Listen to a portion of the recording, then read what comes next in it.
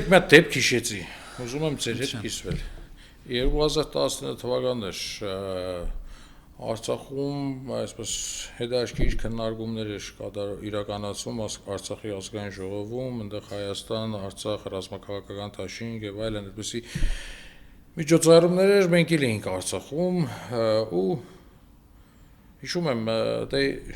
անձամբ ինքս իմ ընկերները շատ էինք սիրում նստել են Արմենիա շրջանի բացօթյա այդ հատվածում։ Եկավ Արայք Հարությունյանը, ինք այն ժամանակ դեռևս նախագահ չէր, ինք այդ ժամանակ պետքարտուղար չէր, այսինքն ինքը դուրս էր եկել պետական համակարգից եւ պատրաստվում էր նախագահական ընտրություններին։ Դե մոտեցավ նստեց մեր սեղանին, սուրճ, բան, այսպես Եկեղեցու նկատմամբ նման վերաբերմունքը եւս հաստատում է, որ Նիկոլ Փաշինյանը հայ ժողովրդի հետ կապ չունի, հայկական շահի հետ կապ չունի, ավելի մեծ սեր ներդնել հանուն եկեղեցին, ավելի մեծ ջանասիրությամբ պաշտպանել մեր եկեղեցին, այսինքն մենք այլ բան այստեղ չունենք անելու։